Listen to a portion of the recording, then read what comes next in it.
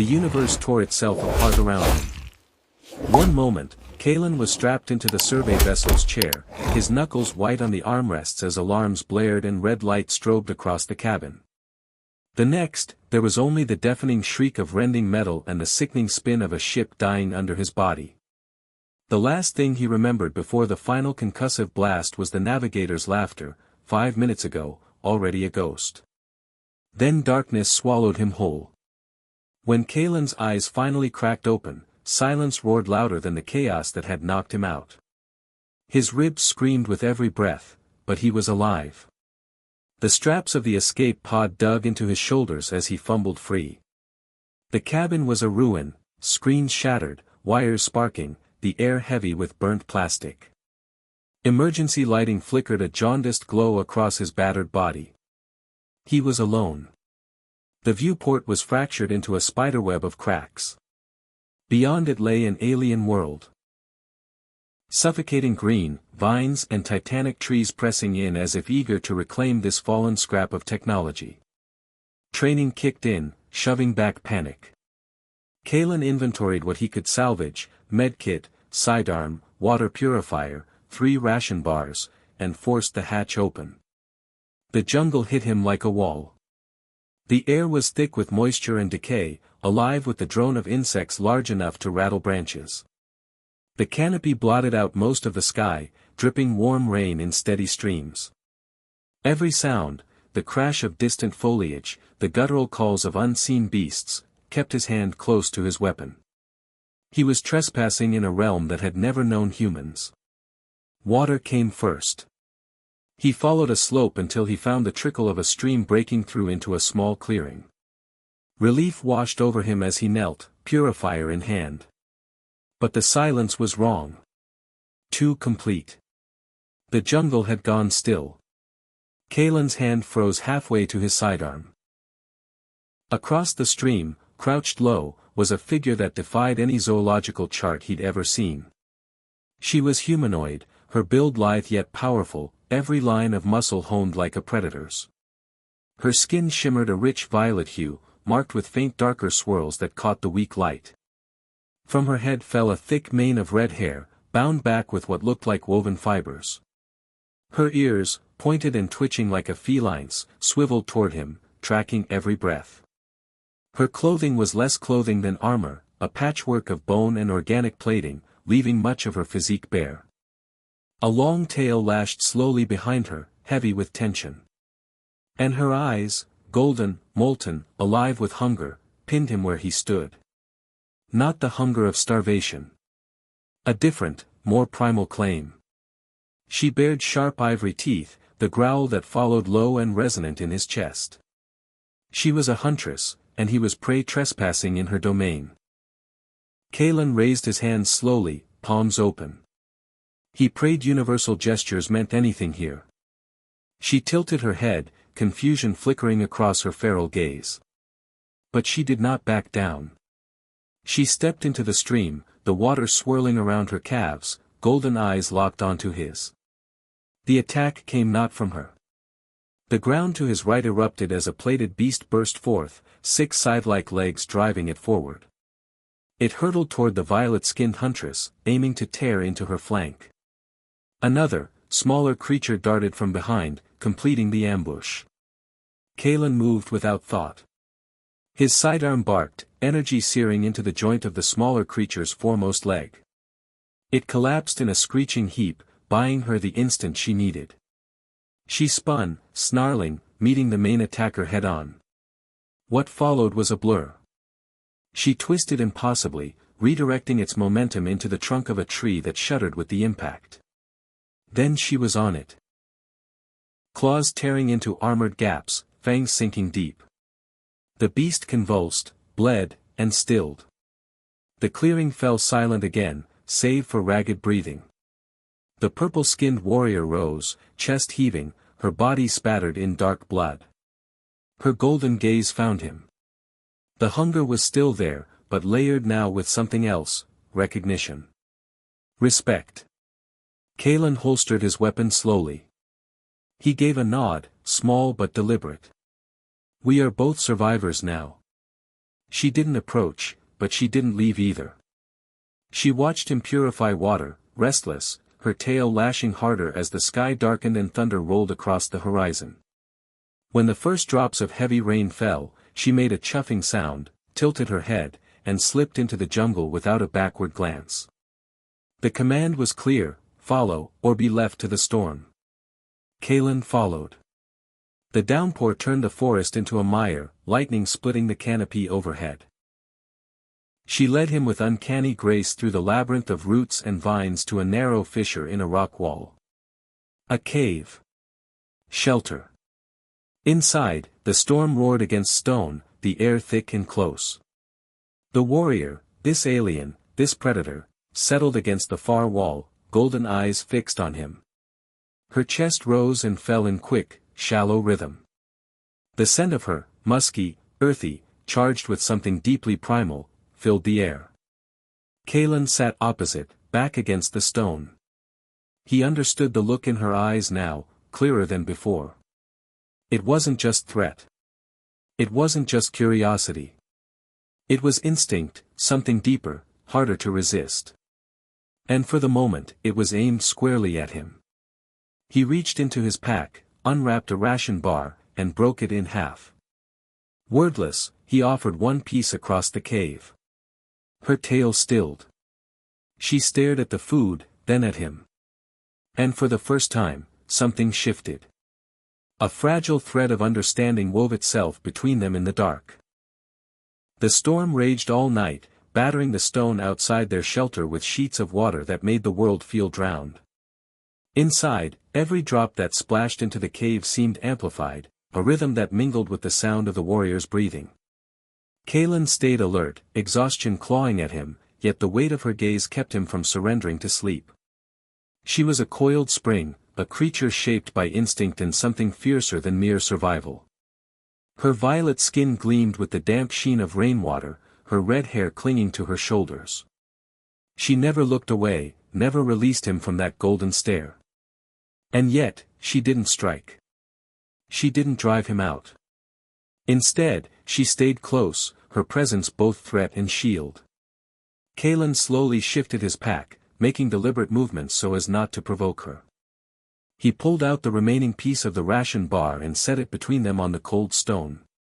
Her ears twitched. After a long moment, she leaned forward, picked it up with careful fingers, and sniffed. A growl rumbled in her chest, not of anger, but something that sounded like puzzlement. She ate. It was a crack in the wall of instinct. Small, but there. The night passed in fragments of restless awareness. Every time Kaelin's eyes drifted shut, some sound, a low growl, the scrape of claws against stone, jolted him back awake. The cave was tight, and the weight of her presence pressed on him like gravity. Yet somehow, they endured the long hours without violence. When dawn finally seeped through the fissure, gray and muted, Kaelin pushed himself up. His body ached, his ribs still sore from the crash. She rose as well, stretching in a slow, predatory arc that made her seem less like a warrior and more like some great feline testing its muscles. Her tail lashed once before settling. Without a word, she slipped from the cave. He followed. The jungle steamed in the after rain, every surface dripping, every leaf heavy with moisture. The warrior hunted effortlessly, vanishing into undergrowth and returning minutes later with a small armored rodent-like creature skewered on a bone spear. She dispatched it with clean precision and began to eat raw. Kaelin turned away, choosing instead to scout the perimeter, his mind shifting back to human habits, terrain, resources, threats. It was then that he found it. Half buried in the trunk of a tree was a fragment of metal, scorched and twisted. Not from his vessel. Too advanced, too deliberate. He dug it free, heart pounding. Military alloy. Not natural debris. Not chance. His stomach sank. Scanning the branches above, he noticed something else, notches cut into bark. Too clean, too measured. His eyes tracked their line until he saw it, a hunter's blind, camouflaged in the canopy. He froze, cold clarity cutting through fatigue. The crash hadn't been an accident. The alarms, the violent spin, the tearing apart of his ship, it had been orchestrated. They were prey in someone else's arena. Kalen raced back to the cave, shard clutched in his hand. The warrior, this woman of purple skin and fire-red hair, was crouched over her meal, golden eyes lifting as he burst into view. He gestured wildly, the shard, a ship with his hands, then a downward motion. Finally, he mimed aiming a rifle. His voice rose despite knowing she wouldn't understand. They shot us down. Hunters. She tilted her head, ears twitching. What he thought was alarm in his gestures, she seemed to take as something else. The intensity of his movements, the raw urgency, her pupils widened, and the low thrumming purr in her chest returned. She stepped forward, closing the space in 2 strides, her claws curling as she gripped his arms. No, Kalen rasped, his chest tight. Not a challenge. Not, he pointed again at the jungle, his face etched with dread. Hunted. Her purr deepened into a frustrated growl. She shoved him back against the rock, her weight immense, her face inches from his. Heat radiated off her skin, the primal fire of her instincts demanding dominance. Kalen pressed his hands to her shoulders, holding firm without struggling, forcing her to meet his eyes. He repeated the word, low and desperate. Hunted. Something in his tone, in the tension of his grip, cut through. Her golden eyes, wide with haze, began to sharpen. Slowly, the primal fog cleared. Her ears turned, catching sounds he couldn't hear. She looked from his face to the metal shard in his palm. Recognition struck, she didn't know the details, but she knew danger when she felt it. Her expression hardened. She took the shard from him, turning it in her hand.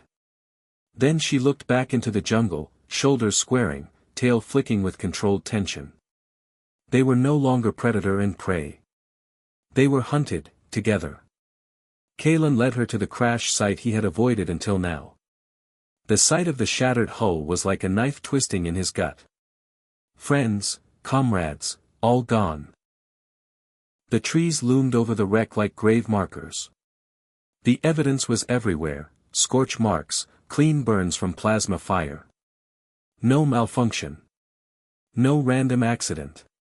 She ran her claws across the blackened scars, a growl rumbling from deep in her chest. He worked his way to the bridge, finding one console faintly flickering with life. Bypassing safeties, he coaxed it into replaying a fractured log. Mayday, Mayday. This is Survey Vessel Horizon. We are under unprovoked attack. Static cut through, followed by a guttural alien voice, triumphant and cruel. Kalen knew it. Jatir. Ritual hunters. They took sentient prey for sport. His breath froze in his throat. Before he could process, a plasma bolt shrieked past his head, shattering the console. He dove for cover as 2 armored figures strode from the trees, rifles leveled. Their armor was angular, obsidian dark, red optics glowing. The ambush had come. The warrior moved first, a blur of violet and red as she slammed into one attacker, claws flashing. Kalen drew his sidearm, returning fire at the second who pinned him down with relentless bursts. He aimed for joints, weak spots, forcing the reptilian hunter to stagger. The sounds of her battle were savage, armor tearing, snarls of fury, the wet crack of bone. Kalen risked a glance and saw her take a vicious cut to the side from a virile blade, stumbling. Rage flared in him. He fired 2 precise shots into her opponent's exposed knee, dropping him just long enough for her to finish the fight with brutal finality. His own attacker, seeing the tide turn, unleashed a final volley and melted back into the jungle. Silence reclaimed the wreckage. Smoke curled from scorched consoles, blood seeped into moss, and the warrior clutched her side where the burns seared deep into violet flesh. She staggered, her golden eyes dimmed by pain. Kalen was at her side instantly. He shouldered her weight, guiding her away. Pride warred with weakness in her gaze, but she let him. Every step together was agony, yet necessary. Behind the veil of a waterfall they found shelter, a cavern hidden by the roaring curtain of water. There he lowered her gently onto the stone, pulled out his medkit, and set to work. "This will hurt," he whispered, voice softer than it had been in days. He sprayed antiseptic over the burn. She hissed, muscles rigid, but didn't strike him away. His hands were careful, deliberate. The dermal regenerator hummed as it knit her skin back together. She watched him with wide, unblinking eyes, the predatory fire dulled, replaced by something rawer. Trust, fragile but undeniable. When he finished, he covered the wound with bandages. His hand lingered a heartbeat longer than needed. She lifted her own, placing it over his, claws retracted. A gesture of thanks. Of bond. And in that hidden grotto, hunted by predators in the dark, something greater than survival began to take root. For 2 days they lingered in the cavern behind the roaring waterfall. The constant spray misted the stone walls, soaking everything, but it was better than being out in the open. Kaelin tended to her wound with the regenerator, layering antiseptic and bandages with careful precision. The violet-skinned warrior bore it in silence, golden eyes never leaving him. Her recovery was swift, far quicker than any human could have managed. By the second dawn, she was already moving with purpose again, though she still favored her injured side. During that time, their dynamic shifted. What had begun as primal tension and mistrust had softened into something else, an understanding stitched together from gestures, small offerings, and shared silence. The urgency of her instinct still lingered in the air, humming beneath every glance, but it had lost its edge. When she handed him half of a roasted rodent she had caught, he took it without hesitation. When he sharpened her bone spear, she accepted it with a low rumble of approval. A language beyond words was forming between them. But Kaelin's mind was not quiet. He knew the truth of their situation, the Jatir would not stop. The one who had retreated from the crash site was out there, patient and relentless. They weren't survivors waiting for rescue, they were prey in a hunt. And prey, if it did nothing, would eventually be run down. He led her back to the wreck of his escape pod. It was a risk, but he needed resources. While she stood watch, her spear ready and her golden eyes scanning the tree-line, Kaelin tore through the pod's gutted systems. He salvaged everything of use. The power cell from the beacon, high-frequency sonic emitters, wiring, a capacitor from the inertial dampeners. They carried the pieces to a canyon he had scouted earlier, a narrow choke point with steep walls and only one way through. The perfect place for a trap. Kaelin drew plans in the dirt with a stick, showing her each piece of his design. He dug a pitfall, camouflaged with branches. He strung a vine across the path, attaching it to the emitters so they would unleash a sonic blast in the confined canyon. The final touch was his masterpiece, a magnetic capacitor rigged to a heavy log balanced on a ledge. Calibrated to the Jatir's armor, it would become a magnetized wrecking ball once charged. The warrior watched him work, her expression unreadable. But when he finished sketching, when he showed her the sequence of lures and strikes, her eyes widened. Awe, genuine awe, shone in them. She was a creature of physical might, of teeth and claws and speed. This was something new. A strength not of the body, but of the mind. When he caught her gaze, she gave the smallest nod. Respect. The trap was set. Now they needed bait. Kaelin knew what that meant. He made himself visible, walking deliberately toward the last place he had sensed the hunter. He moved slowly, limping slightly, projecting weakness. The jungle seemed to close around him, heavy with unseen eyes. He could feel it, being watched. Every step was a battle against the urge to run. But he forced himself onward, guiding his unseen stalker to the canyon. The air grew still when he entered the choke point. His pulse thundered in his ears. He moved past the pitfall, past the sonic wire, and crouched behind rocks near the capacitor trap. He waited. Minutes stretched into forever. Then movement at the canyon mouth. The Jatir hunter appeared, towering in angular armor, its red optics burning. It carried its rifle loosely, arrogance in every stride. The prey had nowhere left to run. The ground gave way beneath it.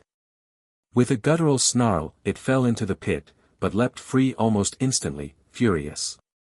Its armored foot caught the vine. The canyon shrieked. The sonic blast ricocheted between the walls, making Kalen's teeth ache even from his position. The hunter staggered, clutching at its helmet. That was her cue. The warrior, her skin a gleaming violet blur, her red hair streaming behind her, exploded from the shadows with a roar. She slammed into the disoriented hunter, claws raking its armor. The Jatir fought back, brutal and fast, forcing her back with savage strikes. It raised its rifle, and Kalen triggered the trap. The capacitor roared to life. The heavy log above ripped from its ledge as if pulled by invisible hands. It slammed down with devastating force, crushing into the hunter's chest plate. The impact hurled the Jatir against the canyon wall. Armor crumpled. The beast staggered, wounded but still alive. Its vibroblade extended with a hiss. The warrior did not hesitate. She launched herself at it again, her claws flashing, her fangs bared. In seconds, the fight was over. The hunter fell limp, its armored bulk broken on the canyon floor. Silence fell, deep and total. Kalen exhaled, every muscle shaking. Across the canyon, the warrior stood over their fallen foe, her chest heaving, her body spattered in blood. Their eyes met. And for the first time, what shone in her golden gaze was not hunger, not threat, but triumph. Shared victory. Together, they had turned the hunt. Kalen approached, scavenging the body with steady hands. He claimed its plasma rifle, still mostly charged, a multi-tool, and a cracked data slate. But his focus was on the comm system embedded in the helmet. Too weak for long range, but perhaps useful. He carried it back, already planning to piece together something from his ruined pod. But before he could begin, the data slate chirped. An incoming signal. He froze. On the cracked screen, text scrolled in alien glyphs. The meaning was clear even without translation, a Jatir pickup ship in orbit, waiting for the hunter's beacon. Cold dread settled over him. If the ship didn't get a signal, protocol was simple. No rescue. No retrieval. Just orbital fire to erase evidence. He looked at her. She had drawn closer, sensing his fear. Kalen raised the slate, then pointed to the sky, making an explosive gesture. Her expression hardened instantly. She reached out, gripped his arm, and shook her head once. She understood. Rescue was death. Silence was survival. Kalen leveled the plasma rifle at the slate and fired. It vaporized in a flash of heat. Then he turned the weapon on his pod's comm panel, destroying their only fragile link to the stars. The cave grew still, the jungle quiet around them. A door had closed. No rescue would come. Only life here, together, or nothing at all. Kalen lowered the rifle, his hands trembling. The weight of finality pressed down on him. His crew, his home, his world, all gone. He looked at her, violet skin glowing faintly in the filtered light, red hair damp against her shoulders, golden eyes steady and resolute. And he realized, he was not alone. The shattered comms unit still smoked where the plasma bolt had burned through it, the acrid smell of scorched metal hanging in the humid air. Kalen stood frozen, the rifle still heavy in his hands, as the enormity of what he had done sank in. The final thread connecting him to the stars, severed. Rescue, however slim the chance had been, was gone. The warrior, violet-skinned and flame-haired, stepped closer. Her golden eyes didn't waver, didn't carry the same ache of loss he felt. This was her world, not his. For her, the destruction of the device was not a tragedy, it was liberation from a threat that would have meant annihilation. She touched his shoulder, firm and grounding, a wordless reminder, you chose survival, and I chose with you. They spent the following days moving deeper into the wilderness. The Jatir ship never descended, never swept the jungle with fire. Either it assumed its hunter victorious, or it had departed entirely. Either way, silence reigned in the canopy once more. Life, stripped of urgency, reshaped itself. They built. On a sheltered ledge overlooking a lush valley, Kalen erected the framework of a home. He scavenged what remained of the pod, metal plates bent into a roof angled to catch rain, channeling it through a system of pipes into a crude but functional filter. She guided him to the right wood, resistant to insects, pliable enough to weave into walls. Together, they constructed a dwelling that was both fortress and nest. Inside, their two worlds mingled. One side carried Kalen's touch, a workbench cluttered with tools he had cobbled together from wreckage and stone. The other bore hers, a bed of dried grasses and layered furs, warm and soft, a space of comfort in a hostile land. The place smelled of wood smoke and earth, their scents mingled in the woven walls. Their language grew slowly, piece by piece. She learned a handful of his words, her voice a guttural but strangely melodic echo of English. Water. Fire. Home. He, in turn, learned the clicks and growls of her tongue, its rhythm subtle, carrying shades of meaning he felt more than understood. But often, they didn't need words at all. It was in the way she placed her hand at the back of his neck when his eyes grew distant, morning stars he would never see again. It was in how he sharpened her spear before she even thought to ask. Their gestures became a language of trust, their silence heavy with shared understanding. Seasons passed. The jungle reclaimed the wrecks, the survey vessel becoming a moss-draped tomb, the pod reduced to bones of twisted alloy. What remained was the home they had built together. Kalen's grief dulled with time, not erased, but softened by her presence. Where loss had once hollowed him, she filled the space with something steadier, deeper. One evening, beneath twin moons that painted the valley silver, Kalen sat cleaning the plasma rifle by the fire pit. She emerged carrying 2 bowls of stew, fragrant with roasted meat and roots she had foraged. She settled beside him, their hips pressing together, her tail curling possessively around his waist. They ate in silence, the crackle of fire and the distant call of night creatures the only sound. When the food was gone, she leaned her head against his shoulder, her red hair brushing his cheek. He wrapped an arm around her, fingers resting lightly at the curve of her hip. Her scar, pale silver against violet skin, was a constant reminder of the day they had turned the hunt. He traced it gently, and she purred low in her chest, leaning into his touch. The stars, Kalen murmured, his eyes lifting to the sky. Back home, we named them. Drew pictures in their patterns. She followed his gaze, her golden eyes catching the moonlight.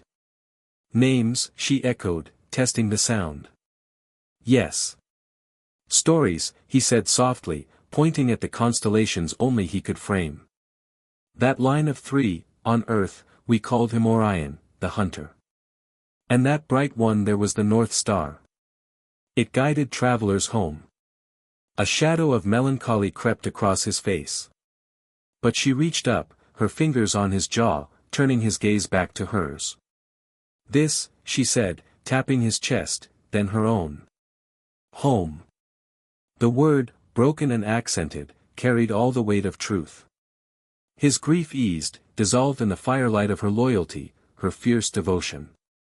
He kissed her then, not with urgency, but with quiet certainty. It was the kiss of 2 beings who had survived more than they should have, who had chosen each other in the silence after chaos. Later, she led him to the cliff's edge. Below, in the pale moonlight, a herd of 6-legged grazers moved through the valley, their phosphorescent hides glowing with ethereal light. The sight was breathtaking, a river of living stars winding across the jungle floor. She whispered in her language, reverent, the spirits of the mountain. They keep balance. Kalen wrapped his arms around her from behind, holding her close as they watched. For the first time since the crash, he felt not like a stranded man but like a part of something larger. A world not lost, but found.